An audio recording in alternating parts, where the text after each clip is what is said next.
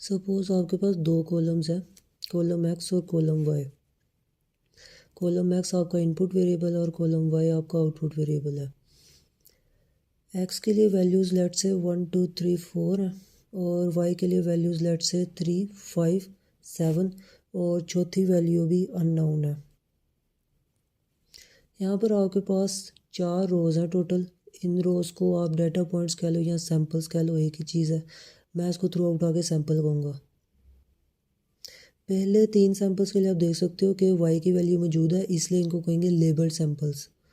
और लास्ट जो सैम्पल है उसके लिए वाई की वैल्यू मौजूद नहीं है और इसी वाई की वैल्यू को हमने प्रिडिक्ट करना है। इस प्रिडिक्ट करने के अमल को रिग्रेशन कहते हैं। रिग्रेशन करना किस तरह? रिग्रेशन के लिए हमें पहले तो अपने लेबल्ड सैम्पल्स को एक प्लेन पर प्लॉट करना पड़ेगा। प्लॉट करने पर हमें मालूम होगा हाइपोथेसिस फंक्शन। तो करते हैं। यहाँ पर x एक इनपुट एक्सिस आ जाएगा और y से दूसरा आउटपुट एक्सिस आ जाएगा। तो टोटल 2 एक्सिस वाला एक मेरे पास प्लेन बनेगा।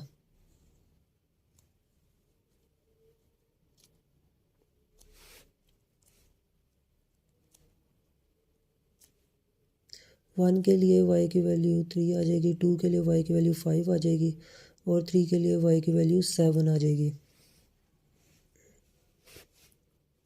तो यहाँ पर मैंने अपने 3 सैम्पल्स को प्लॉट कर दिया और मेरे पास m की वैल्यू आ गई 3। लेट्स से m की वैल्यू 3 नहीं है, m की वैल्यू कुछ थी 300 400 कुछ इस तरह की थी। और तब आपने प्लॉटिंग की एक 2D प्लेन पर। तो प्लॉट्स कुछ इस तरह से बने।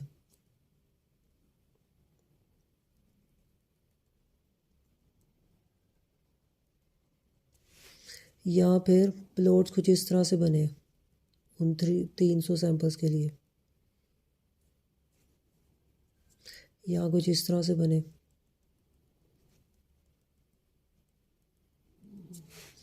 या कुछ इस तरह से।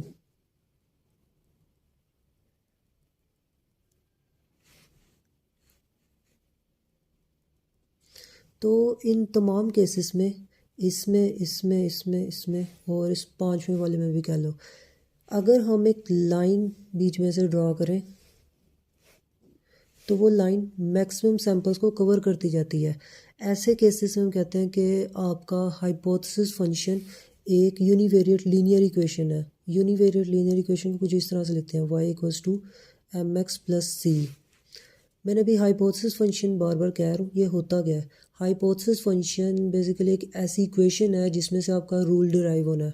मिसाल के तौर पर हमने क्विज़ 1 में क्वेश्चन 2 किया था, जहाँ पर x की वैल्यू थी 1 2 3 और y की वैल्यू थी हमारे पास 5 9 13। तो रूल जो ड्राइव हुआ था वो था 4x + 1। ये 4x + 1 हमने रूल ड्राइव किया था mx + c जेनेरिक फंक्शन से। हमने यहाँ पर m को 4 वैल्यू दी और c को हमने 1 वैल्यू दी। तो इस तरह से हमारे पास इस हाइपोथेसिस फंक्शन के पैरामीटर्स में वैल्यूज़ पुट करके ये रूल ड्राइव हो गया। तो ये तो हो गया हाइपोथेसिस फंक्शन क्या होता है। अब हम देखते हैं कि यूनिवेरिएट लीनियर इक्वेशन क्या होती है। यूनिवेरिएट लीनियर इक्वेशन में एक ही आपके पास इनपुट वेरिएबल होगा, इसलिए इसको यूनिवेरिएट कहा जाता है। और जब इसको एक प्लेन पर प्लॉट किया जाता है इस इक्वेशन को, तो वो एक सीधी लाइन देता है। अब वो सीधी लाइन किसी भी ओरिएंटेशन में हो सकती है।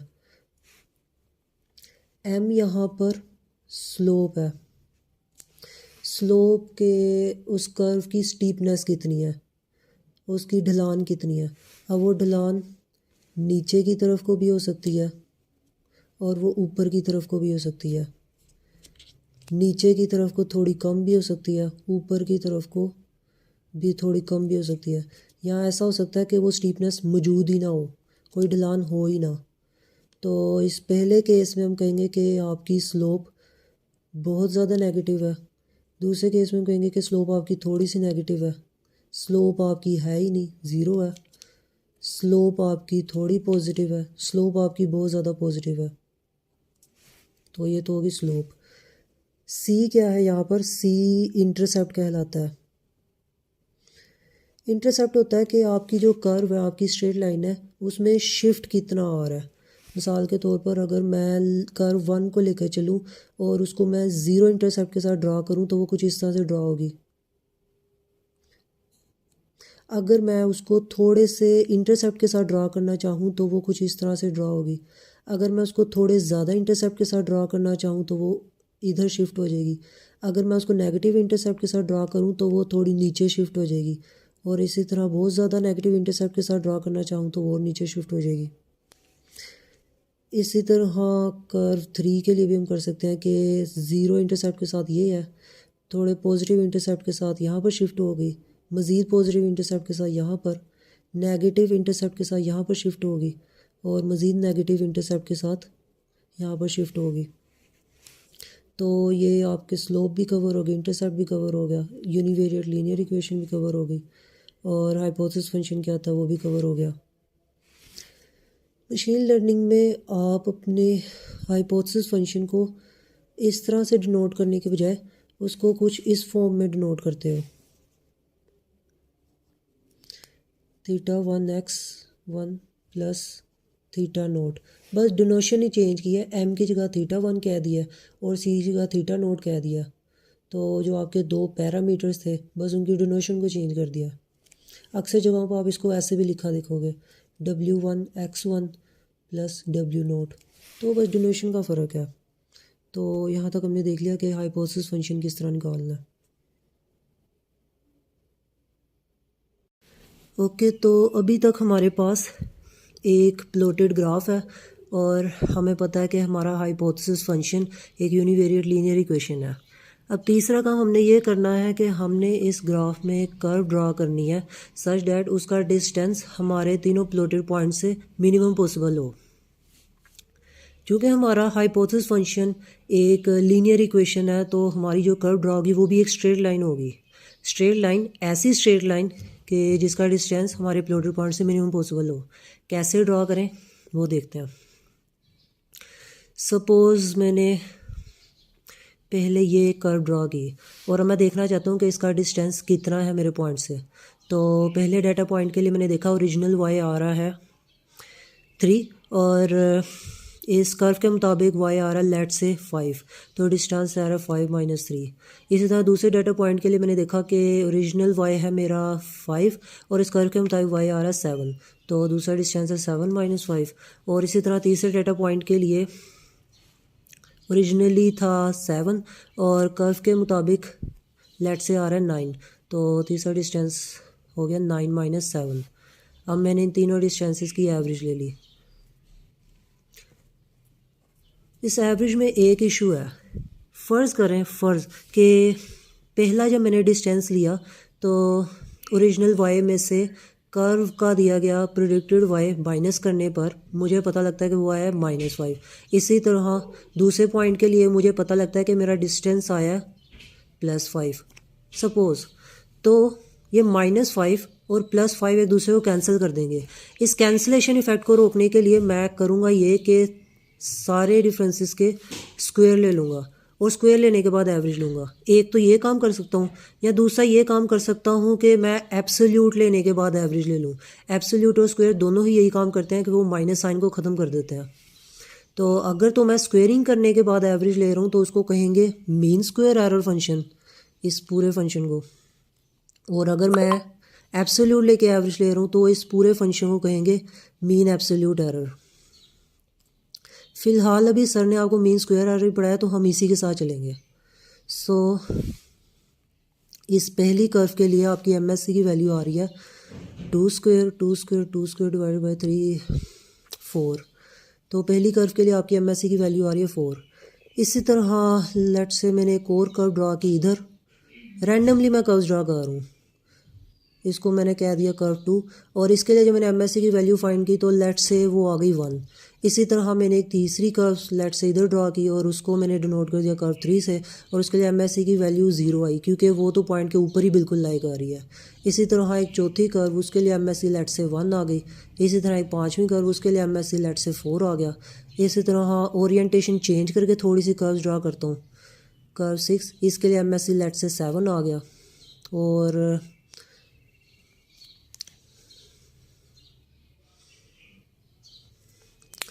इस कर्व के लिए लेट्स से MSC 8 आ गया और इसी तरह मतलब मैं कर्व्स ड्रा करता गया और उसके लिए MSC फाइंड करता गया।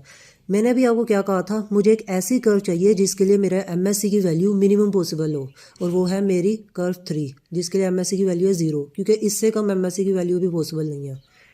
एक और चीज़ आपने देखनी है, यहाँ पर मैंने जितनी भी कर्व्स ड्रा की हैं वो तमाम की तमाम कर्व इस यूनिवेरिएट लीनियर इक्वेशन से रिप्रेजेंट हो रही हैं, जहाँ पर x1 की वैल्यू तो हर एक के लिए बराबर है, वो है 1 2 3, लेकिन θ1 और θ0 की वैल्यू हर एक के लिए डिफरेंट है।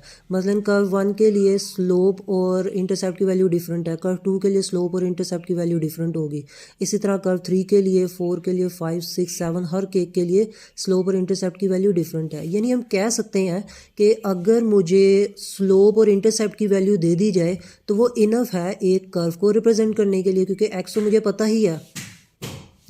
तो जो मैंने पहले बात कही कि मुझे एक कर्व चाहिए जिसके लिए MSC मिनिमम पॉसिबल है, मैं उस बात को चेंज करके ये कह सकता हूँ कि मुझे ऐसे θ1 θ0 चाहिए जिसके लिए MSC मिनिमम पॉसिबल हो। अब यहाँ पे θ1 θ0 क्या है, ये है हमारे हाइपोथेसिस फंक्शन के पैरामीटर्स। हम इसको हाइपोथेसिस फंक्शन में पुट करेंगे और इन पैरामीटर्स को हाइपोथेसिस फंक्शन में पुट करने के बाद जो इक्वेशन नहीं आएगी वो हमारा रूल होगा। और MSC क्या है, MSC बेसिकली लॉस फंक्शन है। ये लॉस फंक्शन क्या है, लॉस फंक्शन एक ऐसा फंक्शन जो कि आपके हाइपोथेसिस फंक्शन के पैरामीटर्स को एज इनपुट लेगा और बताएगा कि उन पैरामीटर्स के ज़रिए से जो रूल ड्राइव हो रहा है वो रूल कितना गलत है। मतलब इस लॉस फंक्शन की वैल्यू जितनी ज़्यादा होगी मतलब वो रूल उतना ही गलत है, अगर वो रूल उतना गलत है मतलब वो पैरामीटर्स उतने ही गलत है। तो हमें कोशिश करनी है कि हमें ऐसे θ1 θ0 चाहिए जिसके लिए लॉस फंक्शन की वैल्यू मिनिमम पॉसिबल है। तो इस स्टेटमेंट को चेंज करके मैंने कहा कि ऐसे θ1 और θ0 चाहिए जिसके लिए लॉस फंक्शन की वैल्यू मिनिमम पॉसिबल है। अब वो कैसे फाइंड करना है ये हमने अगली वीडियो में देखना। अभी तक हमने देख लिया कि हमारा hypothesis function univariate linear equation है, हमारा लॉस फंक्शन MSC फंक्शन है, और हमने जो टारगेट कंडीशन एस्टैब्लिश की थी वो ये है कि हमारे पैरामीटर θ1 और θ0 इस तरह से चूज़ किया जाए कि हमारा लॉस फंक्शन MSC जो कि J θ1 θ0 के ज़रिए से रिप्रेजेंट हो रहा है वो मिनिमम पॉसिबल है। ये हमारी टारगेट कंडीशन थी। अब ज़रा इसको इधर ही ब्रेक लगाते हैं और इस पूरी सिचुएशन को थोड़ा सिंप्लीफाई करने की कोशिश करते हैं। सिंप्लीफाई इस तरह से करेंगे कि हमारी जो हाइपोथेसिस फंक्शन अभी है उसमें इंटरसेप्ट को इक्वल टू 0 करके इसको हमेशा के लिए कांस्टेंट कर देते हैं। तो नई हाइपोथेसिस फंक्शन बनेगी θ1 x1। अब हमारे पास सिर्फ एक ही पैरामीटर है और अब हमारा नया टारगेट कंडीशन ये बनेगा कि हमें θ1 इस तरह का चाहिए कि उसके लिए लॉस फंक्शन MSC जो कि अब Jθ1 के तौर पर रिप्रेजेंट होगा वो मिनिमम पॉसिबल है। ये हमारी नई टारगेट कंडीशन है। इसको सोल्व करने से पहले MSC के बारे में थोड़ा सा जान लें कि MSC क्या है। MSC स्क्वेयरिंग कंटेन करता है, इसके फॉर्मूले में स्क्वेयर आता है, तो लिहाजा ये कन्वेक्स फंक्शन है। कन्वेक्स फंक्शन क्या होता है, अगर तो आपके पास एक 2D प्लेन है तो कन्वेक्स फंक्शन यू शेप का होता है, जहाँ पर दरमियान में ग्लोबल मिनिमा होता है, जहाँ पर वो फंक्शन मिनिमम पॉसिबल वैल्यू देगा और उससे कम वैल्यू और कहीं पर भी नहीं आएगी। उसके अतराफ में मूव करने पर फंक्शन की वैल्यू मैग्नीट्यूड में हमेशा इंक्रीज़ ही करेगी। इसी तरह अगर आपके पास एक 3D प्लेन है जिसके 2 एक्सिस तो पेज के ऊपर या जो तीसरा एक्सिस है वो कैमरे की तरफ को मूव कर रहा है, तो यहाँ पर भी कन्वेक्स फंक्शन एक बाउल शेप का होगा, जहाँ पर दरमियान में तो एक ग्लोबल मिनिमम एग्जिस्ट करेगा जहाँ पर फंक्शन की वैल्यू मिनिमम पॉसिबल होगी, लेकिन अतराफ में मूव करने पर आप नोटिस करोगे कि आपकी फंक्शन की वैल्यू मैग्नीट्यूड में इंक्रीज़ ही कर रही है। इसी तरह अगर आप एक 4D प्लेन ले लो या आप एक 5D प्लेन ले लो, हर केस में कन्वेक्स फंक्शन एक ही ग्लोबल मिनिमा कंटेन करेगा और उसके अतराफ में वो फंक्शन मैग्नीट्यूड में इंक्रीज़ ही कर रहा होगा। तो ये तो हो गया कि कन्वेक्स फंक्शन क्या होता है। बैक टू और ओरिजिनल एजेंडा, यहाँ पर हमने कहा था कि हमें θ1 इस तरह से चाहिए कि Jθ1 की वैल्यू मिनिमम पॉसिबल है। इसके लिए हम करेंगे ये कि एक हम 2D प्लेन ड्रा करते हैं जहाँ पर θ1 हमारा इनपुट एक्सिस है और Jθ1 हमारा आउटपुट एक्सिस है। हमने अब अपना लॉस फंक्शन इसके ऊपर प्लॉट किया जो कि यू शेप का होगा, क्योंकि ये एक 2D प्लेन है। ये इसका होगा ग्लोबल मिनिमा। अब ग्लोबल मिनिमा कौन सी जगह है जहाँ पर MSC मिनिमम पॉसिबल होगा? अगर MSC इस जगह पर मिनिमम पॉसिबल है, मतलब ये वो θ1 है जो हमें चाहिए था। हमें वही θ1 चाहिए था ना जहाँ पर हमारे MSC की वैल्यू मिनिमम पॉसिबल है, तो वो तो हमें मिल चुका हुआ है। तो मतलब सिर्फ इतनी सी बात थी, और तो हमें कुछ करने की ज़रूरत ही नहीं थी। है वो इस तरह से कि अभी तो हमारे सिर्फ 2 ही एक्सिस है। हमारी सिचुएशन बहुत सिंप्लीफाइड थी, 2 एक्सिस में ही हमें सिर्फ कन्वेक्स फंक्शन को प्लॉट करना पड़ा। अगर हमारे पास मिलियंस ऑफ एक्सिस होते जो कि यूजुअली होते हैं, आपके जो LLMs हैं, ChatGPT हो गया, जेमिनी हो गया, इसमें मिलियंस ऑफ एक्सिस बनते हैं। तो वहाँ पर हम अपनी आंखों से देखकर या पेज पर ड्रा करके इस तरह से θ1 नहीं फाइंड कर पाएंगे, अपने पैरामीटर्स को नहीं फाइंड कर पाएंगे। वहाँ पर हमें एक प्रोसीजर से गुजरना पड़ेगा। वो प्रोसीजर कुछ इस तरह से होगा कि हम पहले तो एक रैंडम पैरामीटर्स असाइन कर देंगे, जैसे यहाँ पर θ1 लेट इट बी दिस, और फिर हमने लेना है derivative of loss with respect to our parameters. हमने jθ1 का डेरिवेटिव θ1 के रिस्पेक्टिव लिया।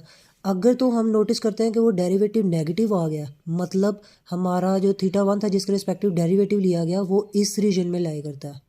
अगर वो डेरिवेटिव पॉजिटिव आ गया, मतलब हमारा θ1 इस रीजन में लाई करता है। अगर वो डेरिवेटिव ज़ीरो आ गया, मतलब हमारा θ1 इस पॉइंट पर लाई करता है। इस रीजन में हमारे डेरिवेटिव की वैल्यू बहुत ज़्यादा नेगेटिव होगी, इस रीजन में हमारी डेरिवेटिव की वैल्यू बहुत ज़्यादा पॉजिटिव होगी। और जैसे जैसे हम यहाँ से नीचे आएंगे तो वो डेरिवेटिव की वैल्यू मैग्नीट्यूड में डिक्रीज़ होती होती फाइनली यहाँ पर आकर ज़ीरो हो जाएगी। तो ये तो होगी डेरिवेटिव की बातें। अब हम डायरेक्टली प्रोसीजर की तरफ आते हैं। हमने सबसे पहले एक रैंडम θ1 चूज़ किया, और फिर हमने कहा कि हम डेरिवेटिव लेंगे jθ1 का विद रिस्पेक्ट टू θ1, और वो आ गया नेगेटिव। अब हम θ1 को उस नेगेटिव डेरिवेटिव के ज़रिए से अपडेट करेंगे। अपडेट करने के लिए हमें एक अपडेशन फंक्शन चाहिए होगा, जो कि मैं इधर लिख देता हूँ, θ1 इक्वल्स टू θ1 माइनस डी। अब हमारा डेरिवेटिव चूँकि नेगेटिव आ गया, नेगेटिव और नेगेटिव पॉजिटिव होता है, मतलब हमारे θ1 में एक पॉजिटिव वैल्यू ऐड होगी। ऐड होने से हमारी θ1 की वैल्यू थोड़ी आगे चली जाएगी। अब θ1 की वैल्यू जंप करके इधर आ गया, और अब ये वाली हमारी नई θ1 की वैल्यू है, ये एक अपडेशन होगी। इसी तरह हमने दोबारा से डेरिवेटिव लेना है। दोबारा डेरिवेटिव लेंगे, वो दोबारा नेगेटिव आ जाएगा। दोबारा नेगेटिव आएगा तो नेगेटिव और नेगेटिव पॉजिटिव, और θ1 में पॉजिटिव वैल्यू ऐड होगी तो θ1 की वैल्यू मज़ीद आगे चली जाएगी, और अब ये हमारी नई वैल्यू है। इसी तरह third updation, fourth updation, fifth updation, sixth updation जब करने लगेंगे तो हम नोटिस करेंगे कि हमारा डेरिवेटिव ज़ीरो वैल्यू दे रहा है। अब θ1 माइनस ज़ीरो तो θ1 ही होता है, मतलब अब हमारी मज़ीद अपडेशन होने से रही हमारा θ1 स्टेबलाइज हो गया है। जब हम ये देखेंगे θ1 स्टेबलाइज हो गया, मतलब हम उस ऑप्टिमाइज्ड पोजीशन पर पहुंच चुके हैं जहां पर हमारा MSC मिनिमम पॉसिबल हो गया। हमें वो θ1 मिल चुका है जो हमें चाहिए था। तो बस इतना सा काम था, θ1 मिल गया। अब उसको हम अपने हाइपोथेसिस फंक्शन में डालेंगे और हम रूल ड्राइव कर लेंगे। थोड़ी सी मज़ीद बातें देखनी है। ये जो अभी हमने अपडेशन फंक्शन डिफ़ाइन किया, ये अपडेशन फंक्शन ऑप्टिमाइज़र फंक्शन भी कहलाता है। और इसके अंदर ना एक चीज़ आप और नोटिस करोगे कि आपके डेरिवेटिव के साथ एक अल्फ़ा मल्टीप्लाई हो रहा होता है। ये अल्फ़ा क्या है? अल्फ़ा को कहते हैं लर्निंग रेट।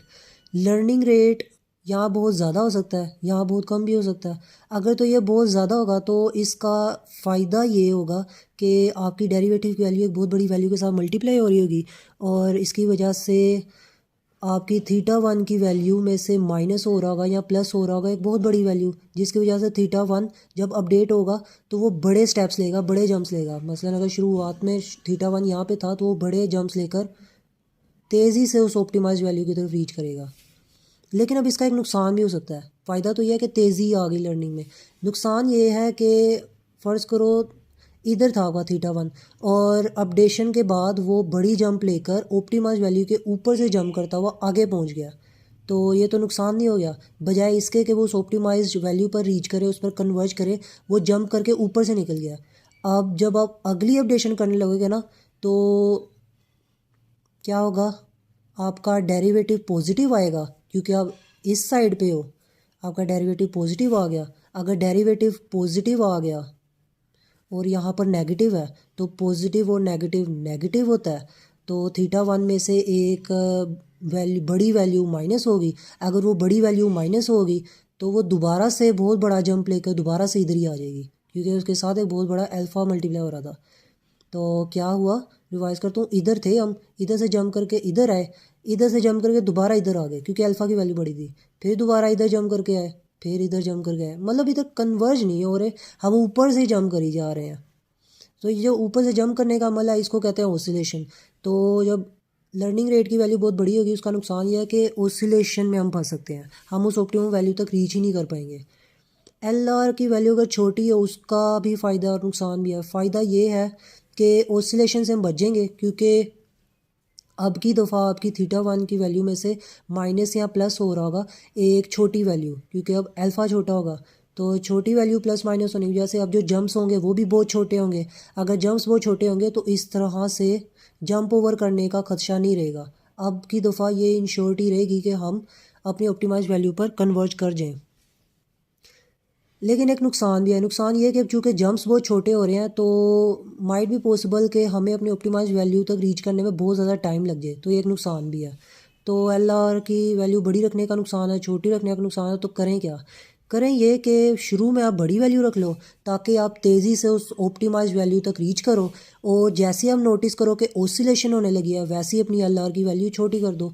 पता कैसे लगेगा कि ओसिलेशन होने लगी है, वो पता ऐसे लगेगा कि जैसे ही आप नोटिस करोगे ना कि आपकी डेरिवेटिव का साइन चेंज हो रहा है, मतलब इधर नेगेटिव साइन है और इधर पॉजिटिव साइन है। अब आप नोटिस करते हो कि पहले आपका साइन था नेगेटिव और बाद में आपका डेरिवेटिव का साइन अगली अपडेशन में पॉजिटिव हो रहा है, तो आप फौरी समझ जाओगे कि ओसिलेशन हुई है। या फिर आपका डेरिवेटिव का साइन पहले पॉजिटिव था और बाद में नेगेटिव हो गया, तो इस सूरत में भी आप समझ जाओगे कि ओसिलेशन हुई है। तो इस तरह से ओसिलेशन आप पहचान लोगे, फ़ौरन एल आर की वैल्यू को घटा दोगे। तो ये हो गया आपका ऑप्टिमाइज़र फंक्शन। ये जो हम सारा प्रोसीजर करके हटे हैं इस प्रोसीजर को कहते हैं पैरामीटर ऑप्टिमाइजेशन, या इसका दूसरा नाम है लर्निंग।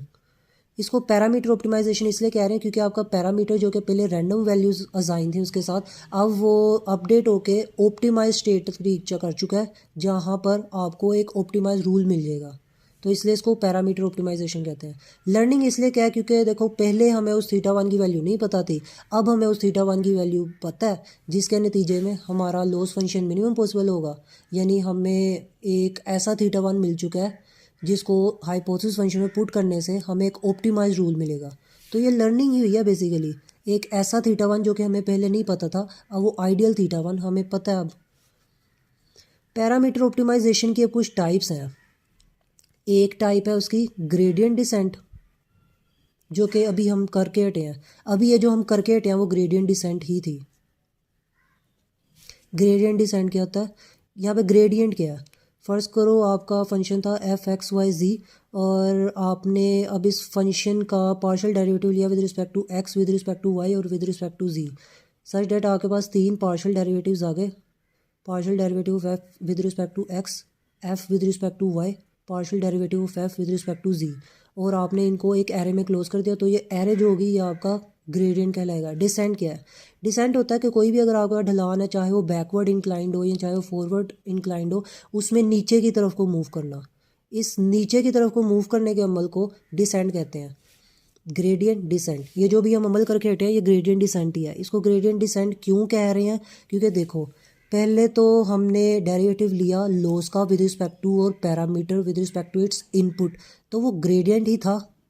और दूसरा ये देखो कि अपने इन दोनों एजिस पे, दोनों साइड्स पे हम नीचे की तरफ को अपने इस ऑप्टिमाइज वैल्यू की तरफ को, इस ग्लोबल मिनिमा की तरफ को मूव ही कर रहे हैं, तो इसलिए इसको डिसेंट कहेंगे।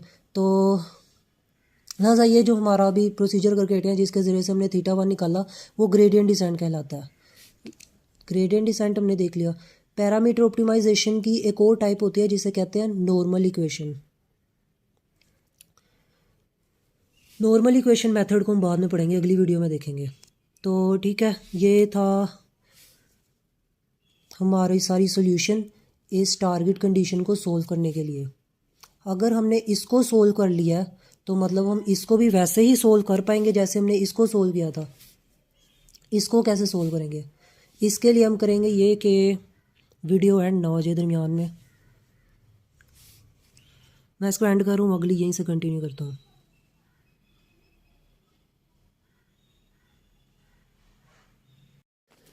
तो लास्ट वीडियो में हमने ये कंडीशन सोल्व की थी कि हमें ऐसा θ1 चाहिए जिसके लिए J θ1 की वैल्यू मिनिमम पॉसिबल हो। हमने उसको सोल्व कर लिया था। अब हमने अपनी ओरिजिनल सिचुएशन की तरफ वापस आना है, जहाँ पर हमारे पास दो पैरामीटर थे θ1 और θ0, और हमने इस तरह की वैल्यूज़ उनके लिए फाइंड करनी थी कि लॉस फंक्शन J θ1 θ0 की वैल्यू मिनिमम पॉसिबल आ जाए। ये हमारी ओरिजिनल टारगेट कंडीशन थी और इसको अब हमने सोल्व करना है। जिस तरह से इससे सोल्व किया था उसी तरह से इसको सोल्व करना है। अब ये ज़्यादा अच्छे तरीके से समझ आ जाएगी। हमने करना क्या है, हमने एक 3D प्लॉट ड्रा करना है जहाँ पर ये कह लो आपका θ1 का एक्सिस है, ये आपका θ0 का एक्सिस है, ये इसकी पॉजिटिव साइड है, ये नेगेटिव साइड है, ये θ1 की पॉजिटिव साइड है, θ1 की नेगेटिव साइड है। तीसरा एक्सिस आपका J θ1 θ0 का है, जो कि कैमरे की तरफ को है, बाहर की तरफ का है, पेज से बाहर की तरफ का है। अब हमने अपना कन्वेक्स फंक्शन 3D प्लेन में यहाँ ड्रा कर लेना है, जो कि बाउल शेप का होगा।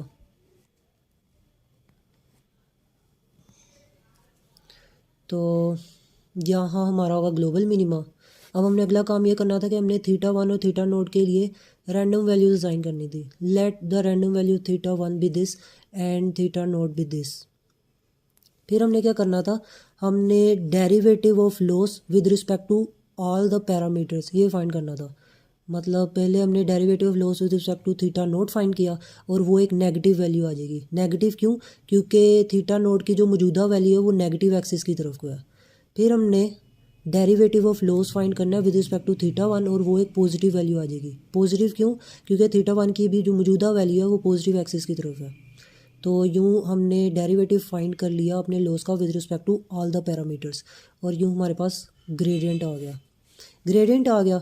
अब हमें ऑप्टिमाइज़र फंक्शंस चाहिए जिसके अंदर ये ग्रेडियंट और डेरिवेटिव्स की वैल्यू को पुट करके हम अपने θ1 और θ0 की नई वैल्यूज़ निकाल पाएँ। तो वो ऑप्टिमाइज़र फंक्शन कुछ इस तरह से होंगे, θ0 equals to θ0 minus alpha derivative, θ1 equals to θ1 minus alpha derivative. अब θ0 के केस में डेरिवेटिव की वैल्यू नेगेटिव थी, तो नेगेटिव और नेगेटिव पॉजिटिव, यानी θ0 में एक पॉजिटिव वैल्यू ऐड होगी। अगर ऐड होगी मतलब वो इंक्रीज़ होगी मतलब वो जंप करके आगे की तरफ को मूव करेगी, ऊपर की तरफ को मूव करेगी।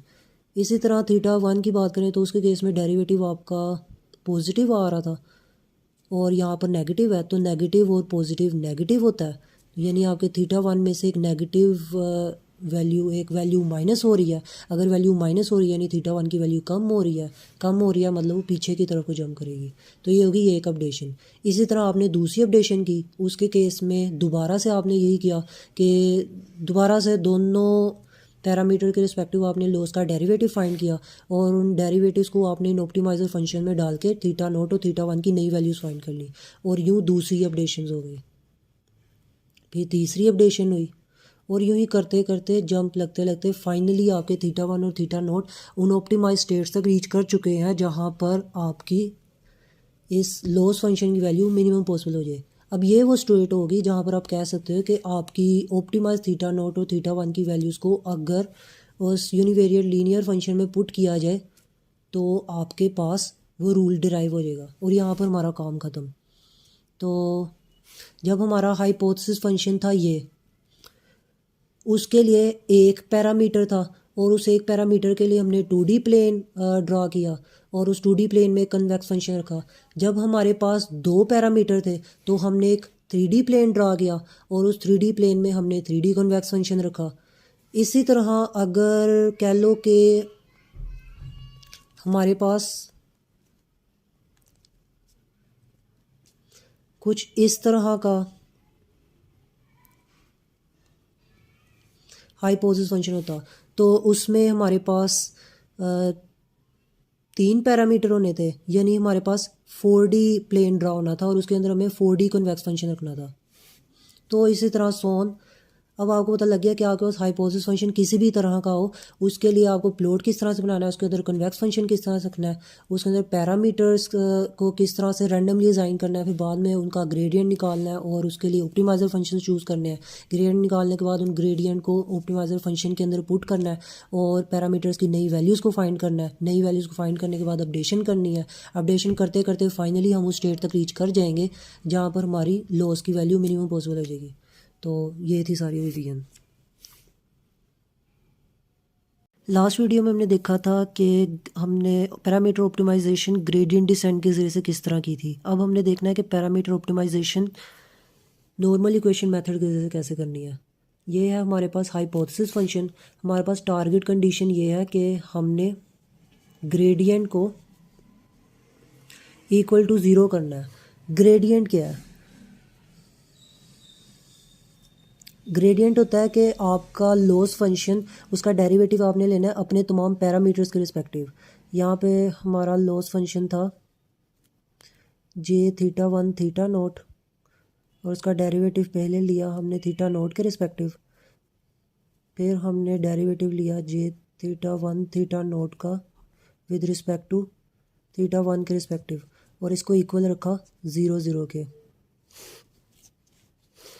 अब थीटा नोट के रिस्पेक्टिव जब हमने डेरिवेटिव लिया तो वो वैल्यू आती है हमारे पास 1/m summation y minus Y note.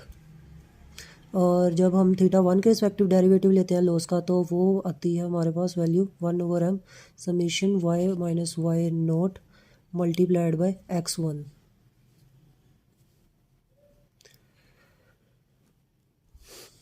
अब हम इस एक इक्वेशन को दो इक्वेशन में ब्रेक करेंगे। ये वाली वैल्यू इसके इक्वल है और दूसरी वाली वैल्यू इधर दूसरी वैल्यू के इक्वल है। तो पहली इक्वेशन हमारे पास हो जाएगी 1/m summation y minus Y naught equals to zero. m यहाँ पे डिवाइड हो रहा है, उधर जाके मल्टीप्लाई हो जाएगा तो यहाँ से 1/m ख़त्म हो जाएगा और यहाँ पर y इक्वल है theta one X plus theta note के। तो वो वैल्यू जब हम इधर पुट करेंगे तो ये बन जाएगा summation theta one X plus theta naught minus Y naught equals to zero. और जब हम ये ब्रैकेट भी ख़त्म कर देंगे तो ये बन जाएगा summation theta one X plus summation theta naught minus summation Y equals to zero. और फिर हम यहाँ से माइनस समीशन वाई को उधर दूसरी तरफ मूव कर देंगे तो ये बन जाएगा summation theta one X plus summation theta naught equals to summation Y. ये है हमारे पास पहली इक्वेशन।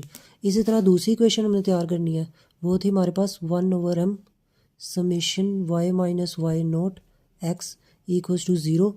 यहाँ पर हमने m को उधर लेके जाके ख़त्म कर दिया, 1/m ख़त्म हो गया। y में हमने ये हाइपोथेसिस फंक्शन पुट किया तो और x को अंदर मल्टीप्लाई कर दिया तो हमारे पास फाइनली आ जाएगी value theta one X square, एक x बाहर वाला और एक x ये, plus theta naught X minus X Y naught equals to zero. फिर हमने इस ब्रैकेट को ख़त्म करना है तो ये फाइनली बन जाएगी summation theta one X square plus summation theta naught X equals to summation X Y naught. ये हमारे पास आ गई इक्वेशन 2। अब हमारे पास दो इक्वेशन है।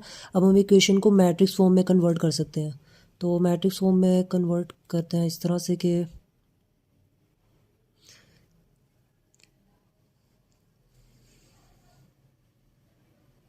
Summation one summation X summation X square theta naught theta one equals to summation Y summation X Y. इसको मैं x कह रहा हूँ, इसको मैं थीटा कह रहा हूँ, इसको मैं y कह रहा हूँ। अब ये किस तरह पता लगे कि हमने अपनी दोनों इक्वेशन को क्या ठीक तरह से मैट्रिक्स फॉर्म में कन्वर्ट किया है। तो अब ये करके देखो कि इस पहली रो को इस कॉलम के साथ मल्टीप्लाई करके देखो क्या ये पहली इक्वेशन फॉर्म होगी। आप अब इस दूसरी रो को इस पहले कॉलम के साथ मल्टीप्लाई करके देखो क्या ये दूसरी इक्वेशन फॉर्म होगी? हाँ हो जाएगी। तो मतलब हमारी ये मैट्रिक्स रिप्रेजेंटेशन ठीक है।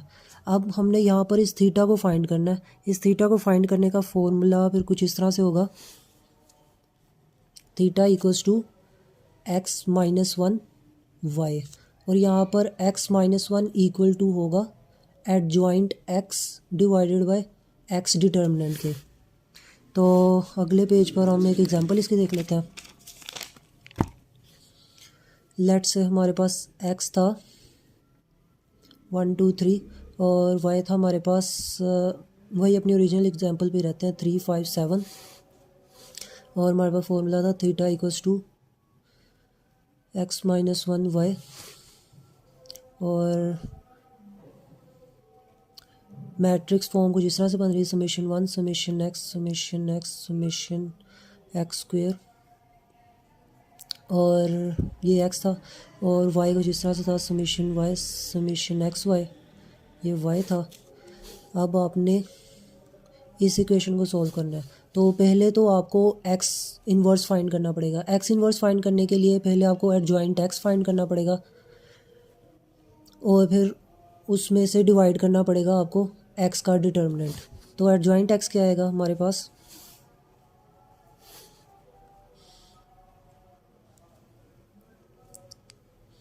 पहले तो इसको सोल्व करते हैं। समेशन वन क्या आएगा, समेशन वन का मतलब है कि यहाँ भी वन है, यहाँ भी वन है और यहाँ भी वन है, इन तीनों वन को प्लस करना है, तो हमारे पास ये आ जाएगा 3। समेशन एक्स का क्या मतलब है, इधर का एक्स उठाना है, इधर का एक्स उठाना है और इधर का एक्स उठाना है और इन तीनों को प्लस कर देना है। तो इधर का एक्स आपके पास था 1 + 2 + 3, तो ये हो जाएगा 6। इसी तरह यहाँ पर भी समेशन एक्स है, यानी इधर का एक्स उठाया 1, इधर का एक्स 2, इधर का एक्स 3, इन तीनों को प्लस किया तो 6। फिर हमें समेशन एक्स स्क्वेयर के लिए सोल्व करना है, तो यहाँ के एक्स स्क्वेयर को उठाया प्लस यहाँ का एक्स स्क्वेयर प्लस यहाँ का एक्स स्क्वेयर, तो ये वैल्यू आ जाएगी 1 + 4 + 9, ये वैल्यू आ जाएगी आपके पास 14। और फिर समेशन वाई के लिए सोल्व करते हैं, उसका मतलब है कि यहाँ का वाई उठाया प्लस यहाँ का वाई प्लस यहाँ का वाई, तो हो जाएगी आपके पास वैल्यू 7 + 5 12 + 15।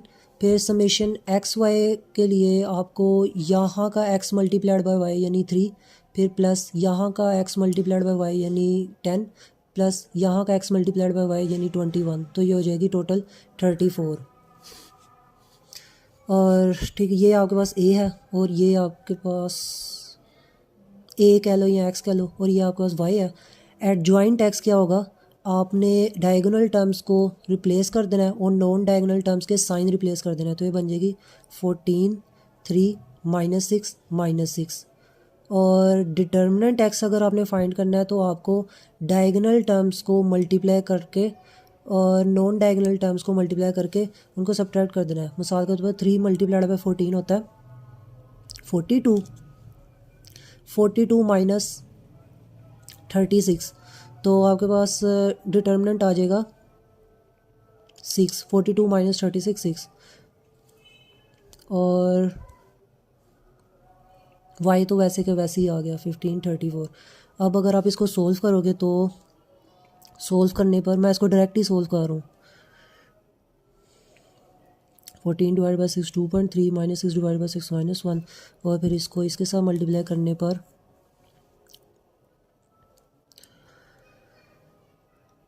35 - 34 1, और फिर -1 3,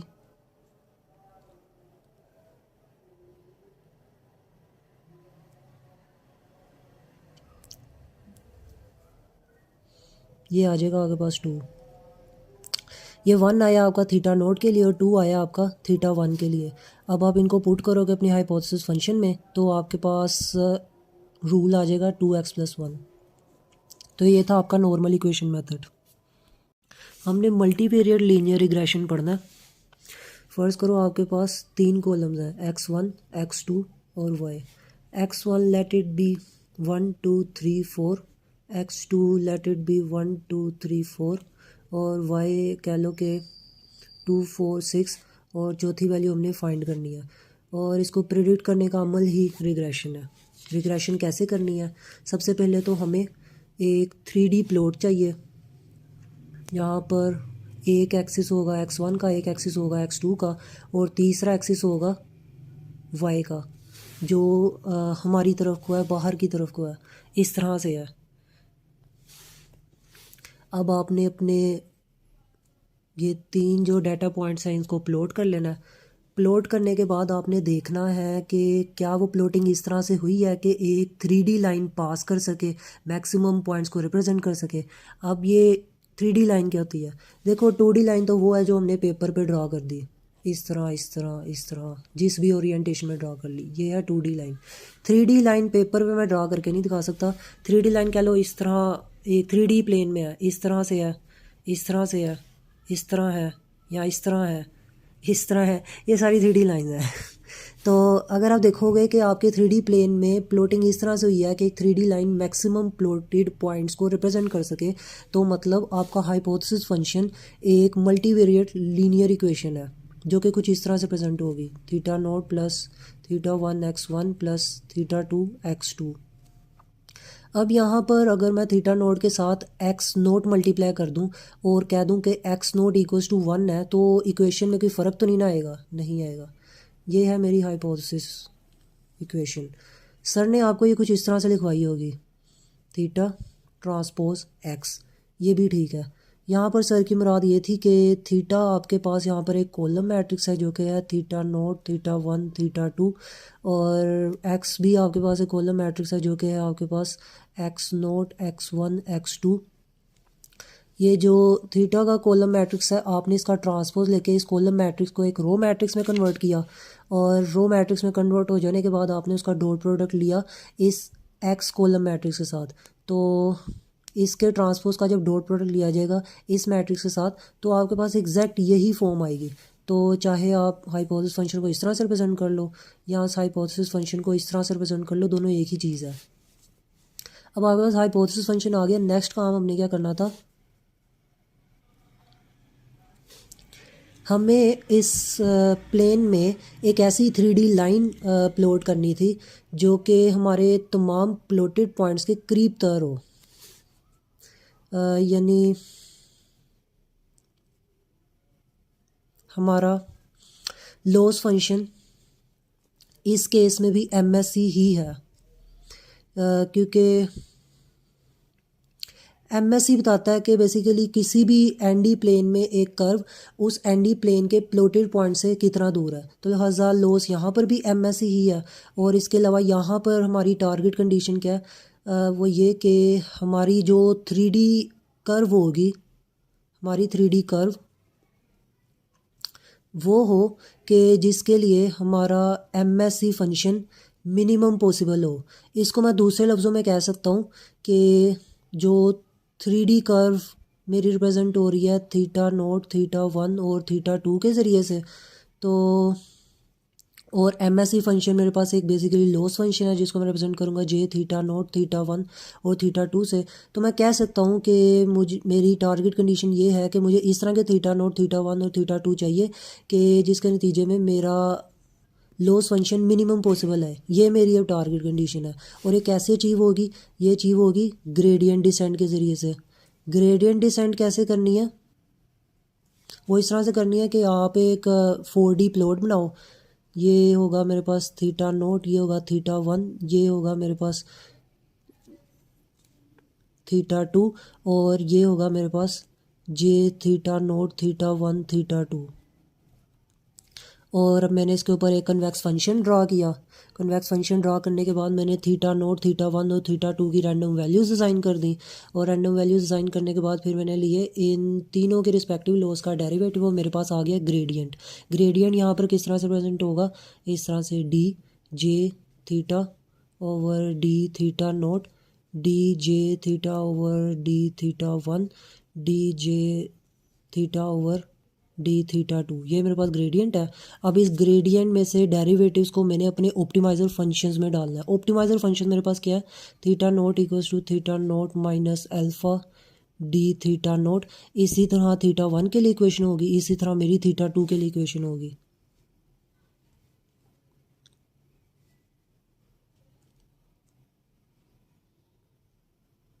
तो मैंने यहाँ से डेरिवेटिव्स लिए और उनको इन ऑप्टिमाइजर फंक्शन में डाला, जिसके नतीजे में मेरी थीटा नोट, थीटा वन और थीटा टू की वैल्यूज़ अपडेट हुई। अपडेट होके मैंने उनको एक ऐसी ऑप्टिमाइज वैल्यू की तरफ लेके जाना है सच डेट मेरी लॉस फंक्शन की वैल्यू मिनिमम पॉसिबल हो जाए। जब ऐसा हो जाएगा तो मतलब मेरी थीटा नोट, थीटा वन और थीटा टू की वैल्यू ऐसी हैं कि अब अगर मैं उनको इस हाइपोथेसिस फंक्शन के अंदर डालूंगा तो मेरे पास एक रूल ड्राइव हो जाएगा। और वो रूल मौजूदा केस में पता है मेरे पास क्या होगा, वो कुछ इस तरह से होगा कि थीटा नोट ज़ीरो होगा, theta one equals to one होगा, थीटा टू भी इक्वल्स टू वन होगा। तो मेरे पास रूल कुछ इस तरह से बन जाएगा, x1 प्लस x2, ये मेरे पास रूल बन जाएगा। तो देखते हैं 4 + 4 8, यानी मेरे पास y की वैल्यू अब 8 आ जाएगी। तो ये है मेरे पास मल्टीवेरिएट लीनियर रिग्रेशन। हमने नॉन लीनियर रिग्रेशन पढ़ना है। सपोज़ आपके पास दो कॉलम्स हैं, कॉलम x और कॉलम y। कॉलम x की वैल्यूज़ लेट से हैं -2, -1, 0, 1, 2, 3 और y की वैल्यूज़ हैं लेट से 4, 1, 0, 1, 4 और ये वैल्यू अभी हमें फाइंड करनी है, इसका नहीं अभी हमें पता। और ये जो प्रिडिक्शन करनी है इसी को रिग्रेशन कहते हैं। कैसे करनी है, पहले तो हमें एक चाहिए 2D प्लॉट जिसका x एक्सिस ये कॉलम होगा और y एक्सिस ये कॉलम होगा।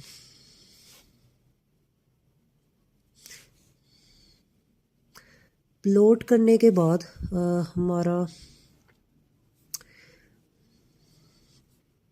इस तरह से कुछ डाटा पॉइंट्स आ जाएंगे। हाँ, तो प्लॉट करने के बाद हमें मालूम होता है कि डाटा पॉइंट्स कुछ इस तरह से प्लॉट हुआ है कि अब कोई भी स्ट्रेट लाइन, चाहे वो 2D प्लेन की हो, 3D प्लेन की हो, 4D प्लेन की हो या अप टू ND प्लेन की हो, वो इन तमाम डाटा पॉइंट्स को ठीक तरीके से रिप्रेजेंट नहीं कर पा रही। इनफैक्ट हमें ये मालूम होता है कि एक convex function in data points को ज़्यादा अच्छे तरीके से रिप्रेजेंट कर देगा, एक क्वाड्रेटिक फंक्शन ज़्यादा अच्छे तरीके से रिप्रेजेंट कर सकता है। तो ऐसे केस में हम कहेंगे कि हमारा हाइपोथेसिस फंक्शन एक नॉन लीनियर फंक्शन है, जो कि मौजूदा केस में एक क्वाड्रेटिक फंक्शन है। क्वाड्रेटिक फंक्शन को इस तरह से लिखेंगे।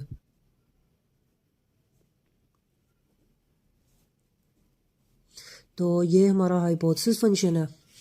और इसके बाद हमें ये करना था कि हमें एक कर्व ड्रा करनी थी इस प्लॉट में से कि तमाम पॉइंट्स के साथ उसका डिस्टेंस मिनिमम पॉसिबल हो। और जब भी कोई इस तरह की शर्त हो कि तमाम पॉइंट्स के साथ कर्व का डिस्टेंस मिनिमम पॉसिबल हो, तो आंखें बंद करके ना वहाँ पर आप MSE को as a loss function use कर लिया करो।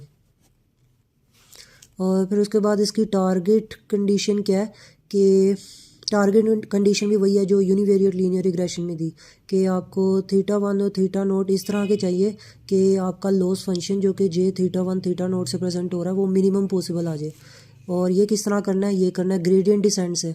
ग्रेडियंट डिसेंट हमने ऑलरेडी पढ़ रखा है कि उसमें पहले तो हम एक 3D प्लॉट बनाएंगे, ये थीटा नोट थीटा वन और ये होगा जे थीटा वन थीटा नोट, और फिर रैंडम थीटा वन और थीटा नोट असाइन करेंगे। फिर एक हम ग्रेडियंट बनाएंगे। ग्रेडियंट किस तरह से बनाना है कि हमें जे थीटा ओवर थीटा नोट ये डेरिवेटिव लेना है और जे थीटा ओवर थीटा वन एक ये डेरिवेटिव लेना है।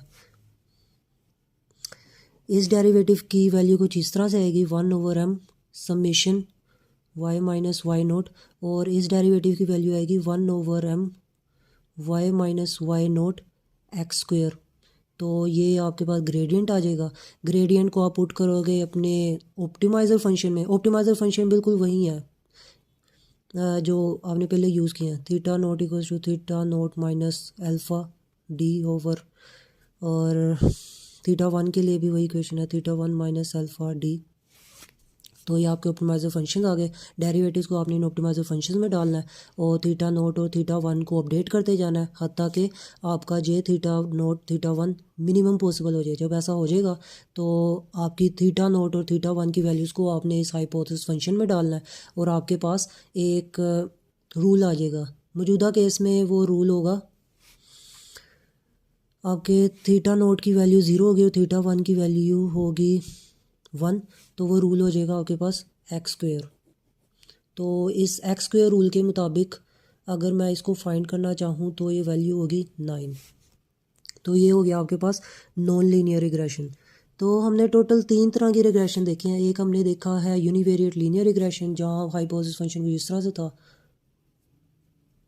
फिर हमने देखा मल्टीवेरिएट लीनियर रिग्रेशन, जहाँ पर हाइपोथेसिस फंक्शन को जिस तरह से था।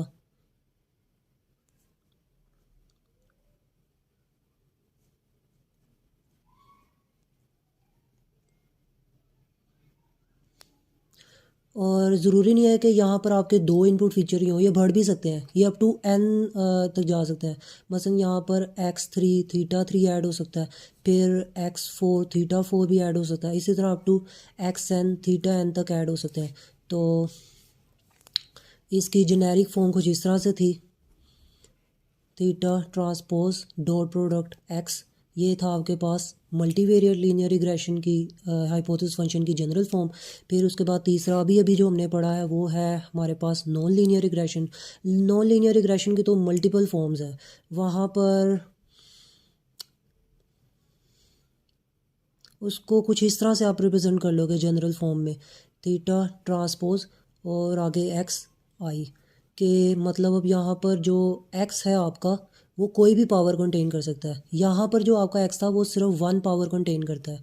यहाँ पर जो भी आपका एक्स होगा वो पावर 2 3 4 या 1/2 1/4 कोई भी इस तरह की पावर कंटेन कर सकता है। तो ये हो गया आपका नॉन लीनियर रिग्रेशन।